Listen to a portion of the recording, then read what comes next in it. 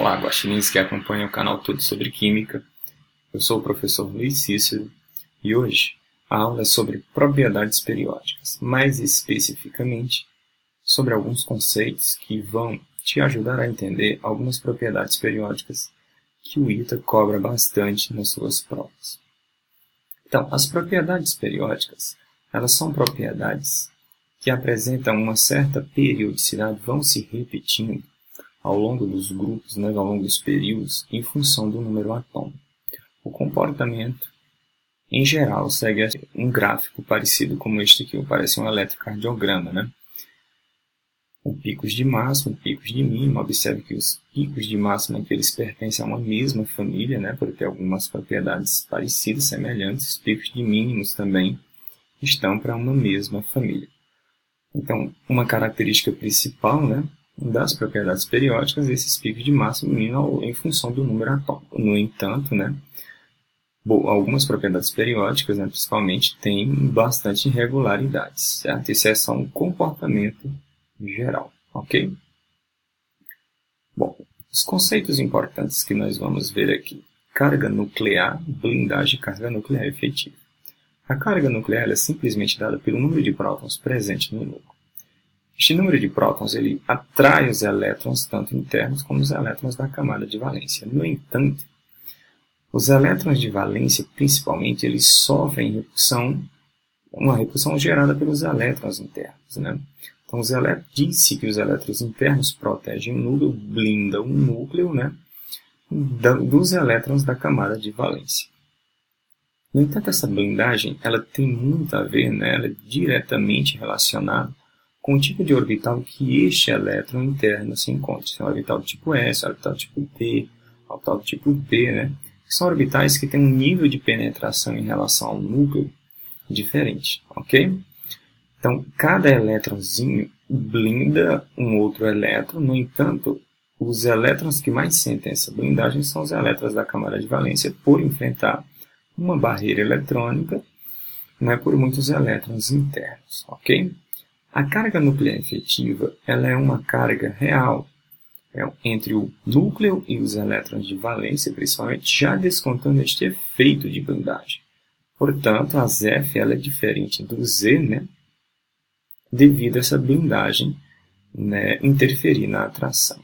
Mas essa blindagem está relacionada principalmente com quem? O formato dos orbitais internos. Está aqui. O elétron teste que eu vou considerar aqui na aula é um elétron de valência.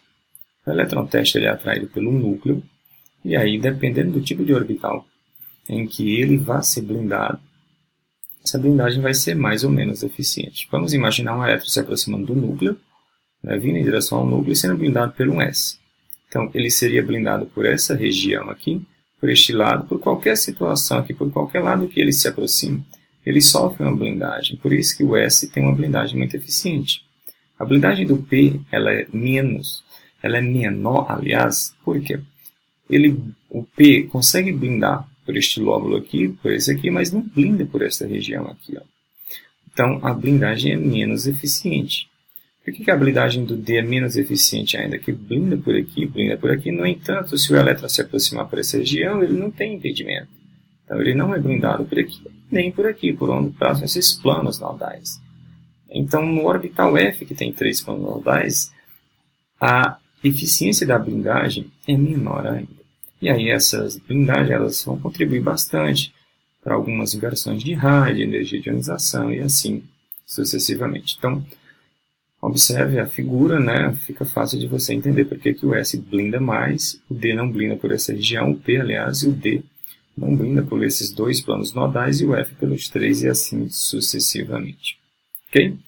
Então, essa ZeF é diferente do número de prótons devido à blindagem. Se você aumenta a blindagem e não aumenta o número de prótons na mesma eficiência, na mesma proporção dessa constante de blindagem, essa ZeF vai reduzir.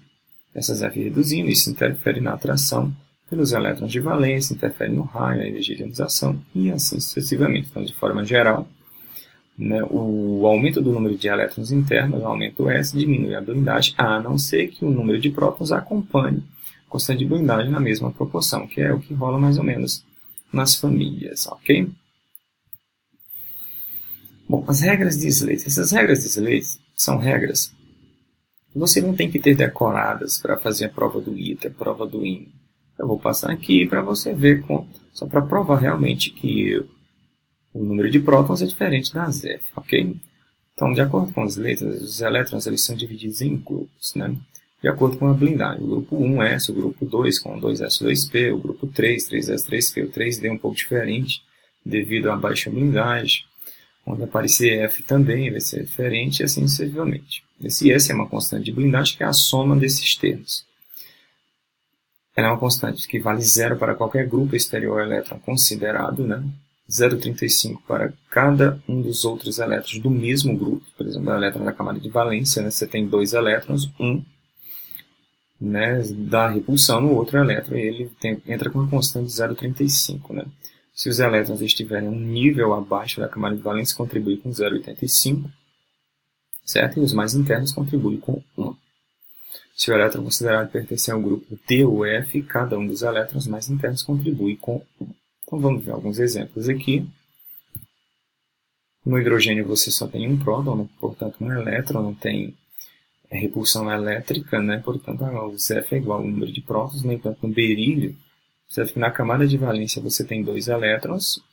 Um é o elétron a ser considerado, o elétron teste. Sobra 1, aí 1 vezes 0,35, porque está no mesmo nível, mais 2 vezes 0,85, portanto deu 1,95, diferente do número de prótons, que é 2. No flúor, a camada de valência tem 7 elétrons, um elétron é o considerado, portanto restam 6 no mesmo nível, 6 vezes 0,35 mais 2 elétrons internos vezes 0,85, um total de 5,2, bem diferente do número de prótons. Magnésio, a mesma coisa, na camada de valência do magnésio tem 2 elétrons. Né? 2 elétrons na camada de valência, 1 é o elétron teste.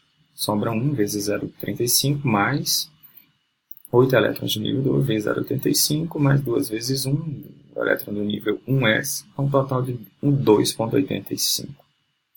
O níquel, que é um elemento de transição, né? Devido à presença dos orbitais D, certo? A contração vai aumentar bastante, porque a blindagem dos orbitais D vai aumentar 8 elétrons em orbitais D, que não blindam a camada de valência com muita eficiência. Certo? Então você pode fazer o cálculo das F em cima dos elétrons da camada de valência, certo? Em cima dos 3Ds e em cima do orbital 1s também. Tranquilo? Bom, então, observe que em uma família, aqui exceto, por exemplo, na família 1A, exceto no lítio, né, a carga nuclear ela se mantém constante, né, considerando aquelas regras. Na prática, seria um pouco diferente devido ao número de prótons e aumentando e o número de elétrons. De acordo com as regras de Slate, dá praticamente constante, né? A partir do lítio, na verdade, dá constante, porque o aumento do número de prótons acompanha o aumento da constante de blindagem, certo? Se você pegar num período, né, no entanto, num período da esquerda para a direita, a carga nuclear efetiva vai aumentando a cada unidade de próton adicionada a um núcleo, certo? Se da esquerda para a direita a carga nuclear efetiva está aumentando, espera-se que, por exemplo, o raio atômico vai diminuir. Ok? Então, a carga nuclear efetiva que atua sobre o elétron mais externo dos elementos do mesmo período da tabela aumenta com o número de prótons, né? E a justificativa é que o Z aumenta mais do que o S da esquerda para a direita, fazendo com que as F, né, vá aumentando e assim provoque efeitos diferentes no raio, da energia de ionização, afinidade eletrônica, etc. Ok? Vamos para a primeira propriedade periódica. Bom, o raio atômico, que é uma estimativa do tamanho do átomo, ele é bem difícil de ser medido. Por quê? Porque esses elétrons eles ficam aqui distribuídos de acordo com uma função de onda, uma função matemática, né? Um comportamento ondulatório, portanto, que permite que essa borda aqui não seja definida, tão bem definida. E aí, vem daí, né, a dificuldade de se medir o raio com tanta precisão. Por isso que em um livro, você pega o livro do J.D. Lee, tem uma tabela de raio, do Lattes tem outra, pega da House, tem outra, e por aí vai. Bom, o raio atômico, o raio covalente, aliás, ele é um raio, né, que por difração de raios X você identifica aqui dois núcleos vizinhos. No entanto, aqui tem uma ligação, tem sobreposição de orbitais, existe uma aproximação aqui mais efetiva. Identificou esses dois centros, né? O raio seria mais ou menos a metade dessa distância. Mas lembrando que aqui você tem sobreposição, né? Você tem interpenetração de orbitais.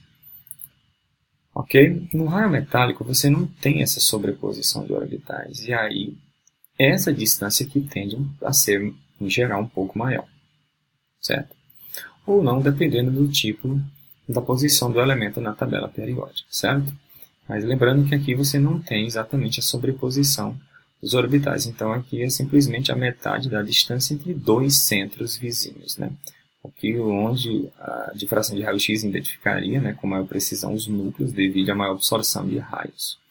O raio de Van der Waals ele é usado para gases nobres solidificados. Né? Uma amostra de gás nobre também aqui não teria, por exemplo, sobreposição de orbitais. No entanto, este raio aqui não é exatamente um raio metálico devido às características dos gases nobres serem diferentes dos metais, certo? Então, essa distância, a metade dessa distância aqui, daria aproximadamente aí uma distância do núcleo até essa borda aqui, que não é tão delimitada, ok? Então, o raio covalente ele é diferente do raio metálico, que é diferente do raio de Van der Waals.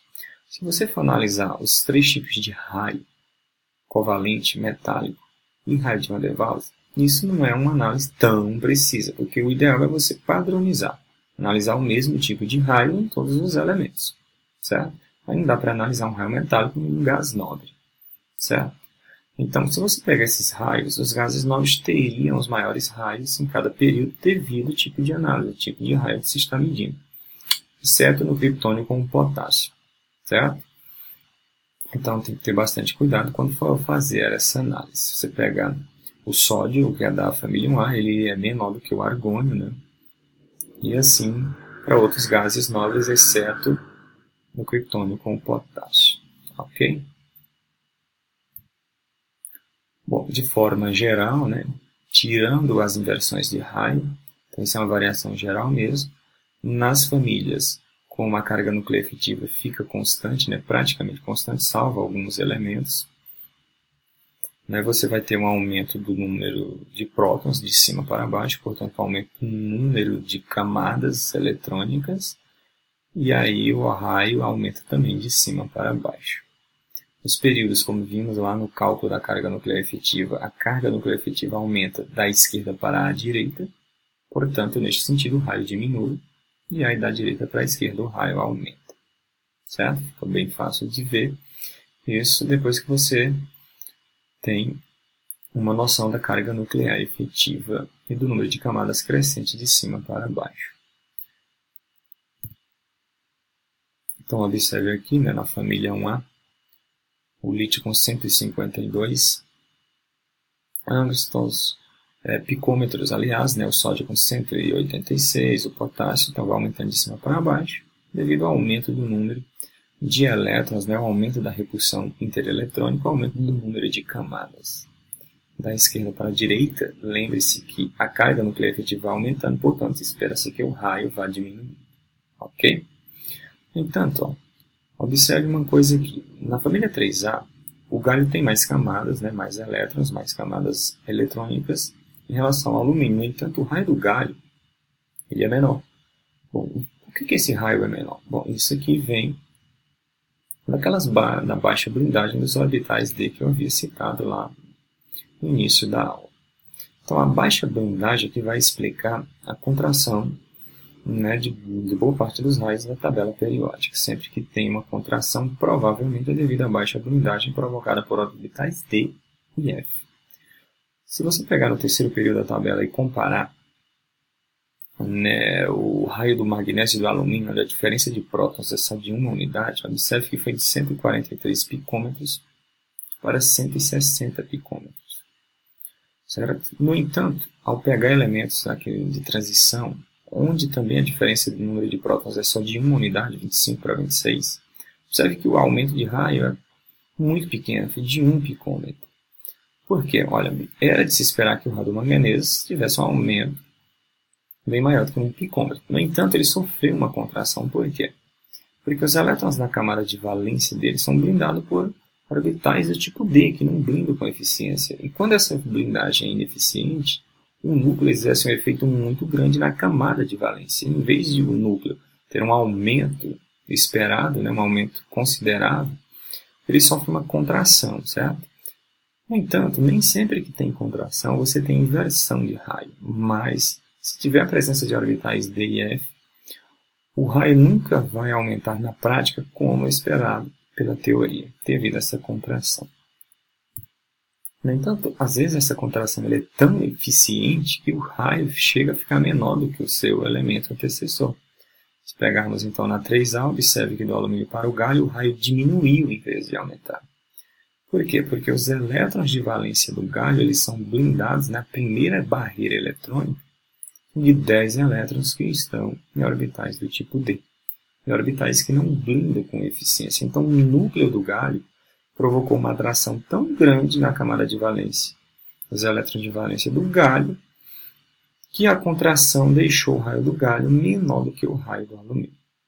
Devido a essa contração tão eficiente, aí você vai ter também uma alteração na energia de ionização, certo? Mas isso é um assunto de uma outra aula, ok? Bom, então eu espero que vocês tenham gostado da aula, Na próxima aula eu falo um pouco de raio iônico, de energia de ionização, algumas inversões de energia de ionização, dos assuntos que o ITA está sempre trazendo nas suas provas. Então, um abraço e até a próxima.